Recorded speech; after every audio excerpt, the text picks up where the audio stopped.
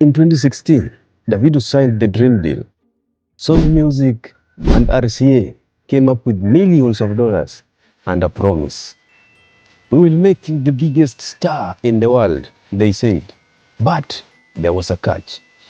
They wanted to change his sound. They wanted to change his music. They wanted him to be Western. Most artists would have taken the money, faded away quietly. But Davido, he did something that terrified the whole music industry. He walked away from the American playbook, flew back to Lagos, and decided to beat the Western labels in their own game. Today, he's not just an artist. He's an executive building $100 million empire that the Western labels now have to pay to play in. Here is how Davido outsmarted the system. When Davido dropped the Son of Mercy EP, the labels were confused. They were trying to box him into a box next to Chris Brown and Drake. But Davido knew his power wasn't in fitting in. His power was in his roots. Africa Day here. Africa don't go. But everybody showed up for you, brother. And that tells you about what? Because I showed up for them. Facts. Yep. Facts, brother. Yep. Facts. Yep. Facts. Facts. Everybody showed up for you, but you showed up for them. Facts. He famously said 2016 was a dead year for him because he lost his mojo trying to please the Western producers. He realized that the Western had the distribution, but Africa had the culture. Now he stopped asking for a seat at their table and he built his own table, the Davido Music Worldwide.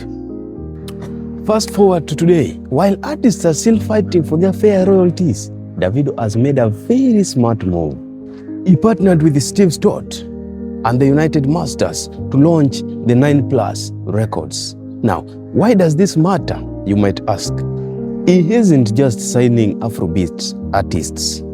He's signing hip-hop artists, R&B artists, the Latins. He used the Western label own money and infrastructures to build a bridge back to Africa. Davido is now no longer a worker. He's now an equity owner.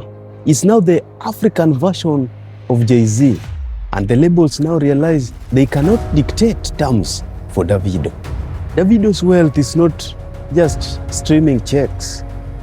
By owning his own music and controlling his brand partnerships with companies like Puma, he created a moat. Davido is now the blueprint for the sovereign artist. He has proven that if you dominate your own market first fully, the world will eventually come to you, but in your own terms. Now, did Davido sell out or buy in? He took the Western label money and built an African infrastructure. And now he's the one holding the keys. And tell me something, if you were a rising artist, would you sign a $10 million deal with the US label or wait and build your own?